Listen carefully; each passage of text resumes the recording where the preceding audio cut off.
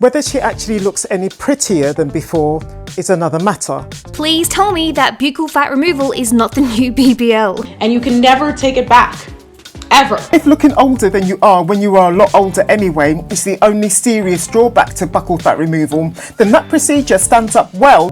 To a certain point, any procedure that makes your cheekbones appear more sculpted and more defined should, in principle, make a face more beautiful, I believe. Our buccal fat lives between the base of our cheekbone and our jawline, and removing it or reducing it is usually done under a local anaesthetic, which, unlike a general anaesthetic, is really easy going on the body and only takes about an hour. It is the surgical removal of the buccal fat pad that we naturally have between our cheekbones and our jawlines. According to a plastic surgery clinic here in Australia, the buccal fat reduction surgery aims to correct prominent or chubby cheeks.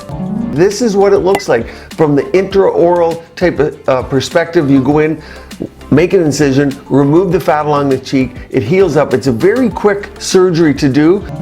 With either no buccal fat or a vastly reduced amount of buccal fat in our face, we get hollowness between our jawline and our cheekbones, which serves to accentuate our cheekbones and to make the lower third of our face appear more contoured and more sculpted. One of the problems is, of course, there's a facial nerve, and that facial nerve, it's a cranial nerve that allows us to express, articulate, smile, and move, keeps us symmetric. And if you injure that nerve, that's a problem. There are numerous people who are thrilled with the result of their buccal fat removal. They clearly feel more attractive and more confident. But they are young, and that is where the controversy lies. Take breast implants. People get them, put them in, then they want them taken out. People get butt lifts. They get fat put in the butt. Next thing it looks bad, like they got a bad diaper hanging down as they get older. They want it removed. You may well agree that some of the celebrities that I'm showing you now, who appear to have had buccal fat removal, do in fact look better as a result, while others actually look worse. Or you might not agree. But in any case, these celebrities are, again, all young, as far as I'm aware, the thousands of people, the vast majority of which being young women, who are latching on to this latest beauty trend. Once this is removed, as we age, we get sag here. Now you have a hollow here. Doesn't look good.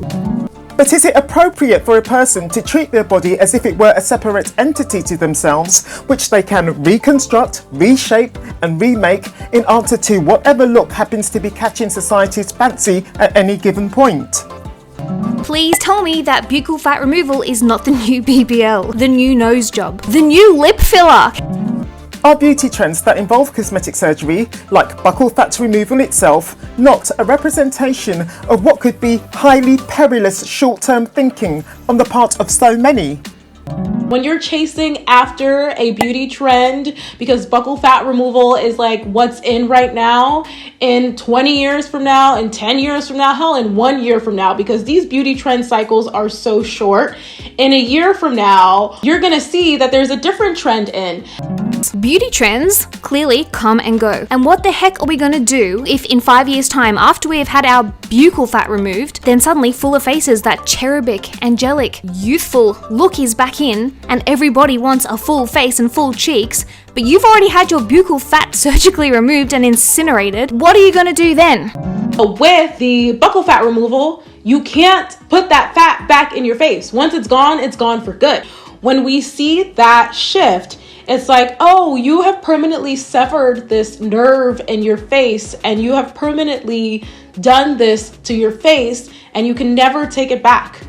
Ever. All because you were chasing a trend. So what does that mean when the trend changes? Because the goalpost just keeps shifting. Or am I just stirring up hysteria to hold your attention? You've very possibly heard of fat grafting, also known as a fat transfer procedure, which is where fat is taken from one part of the body and loaded into another. That's the answer to the question of what people who have had buccal fat removal can do if ever the trend of having a hollow lower facial third is ousted by a trend of having a plumper lower facial third, right? And isn't that also your solution in the scenario that when you are a lot older and start to suffer the thinning of your facial skin and the significant loss of fatty tissue to your face, you find your buccal fat lacking face excessively aged? If you're getting liposuction done, great. But if not, I got to take fat out of some part of the body and then put it back somewhere, and you hope it lives. Every fat cell needs some blood supply to live. So a lot of it dies off. Now, fat has 10% stem cells in it, so some of the fat regenerates. That's the latest theory on fat transfer. But it's unpredictable. It could be 20%, it could be 80%, no matter how good people are. No wonder Dr. Rajani at least prefers alternative methods to replumping a person's lower facial third. I would much rather use something like Sculptra or a biostimulator that's predictable than taking fat from the body and leaving a defect. Does this mean then that the effect of buccal fat removal can actually more or less be reversed so that we look as we did before we had the procedure? So let's just say you had the buccal fat removal and now, 10 years have gone by and you're not happy with how hollowed out you look, and you're like, okay, I want to get a fat transfer or I want to get some filler. You can't put filler or fat deep into that compartment where you remove the buccal fat. So any changes that you make into the cheek area is always going to be into the more superficial compartment, so it's never going to look quite the same.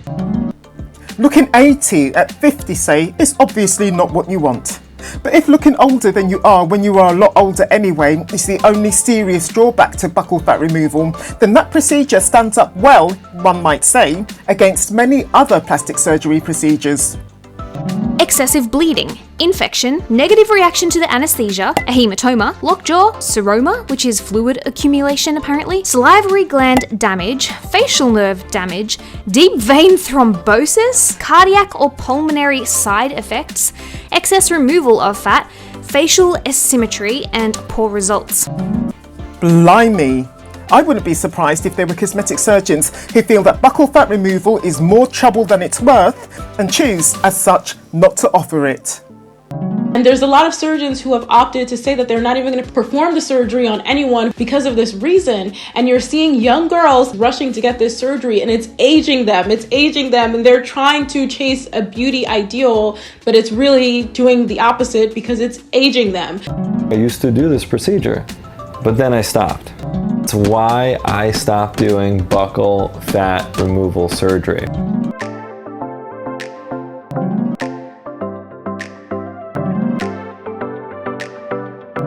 Is buccal fat removal not a form of fat shaming as well?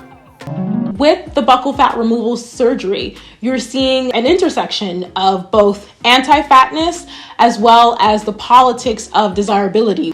You see with any proximity to fatness that someone might have, right, is considered to be undesirable. So even when we're talking about the most minuscule amount of fat, the baby fat that exists in our cute little cheeks, even that is seen as unattractive to people, that they're going so far as to permanently get that fat removed from their skin, from their face.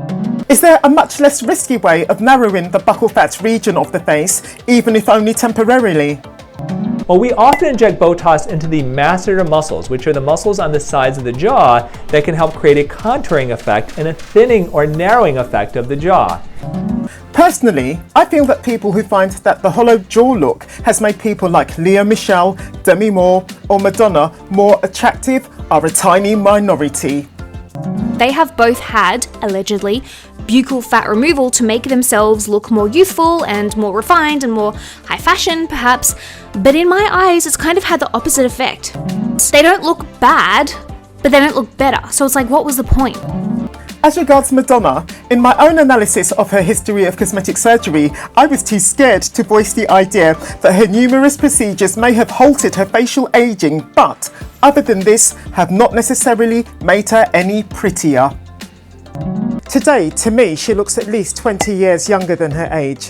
Whether she actually looks any prettier than before is another matter. If you've enjoyed this video, then I recommend you to watch this one next. I'll meet you there.